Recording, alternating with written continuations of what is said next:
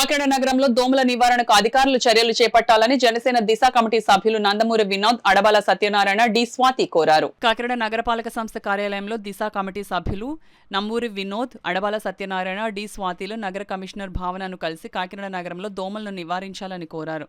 ఈ సందర్భంగా దిశ సభ్యులు నందమూరి వినోద్ మాట్లాడుతూ అధికారులు దోమల నివారణకు సెప్టిక్ ట్యాంక్ గొట్టాలకు నెట్స్ కట్టే విధంగా చర్యలు చేపట్టాలన్నారు. ఈరోజు మున్సిపల్ కమిషనర్ గారిని దోమల నివారణ గురించి కలవటం జరిగింది. గతంలో కూడా నెలల క్రితం కలవటం జరిగింది.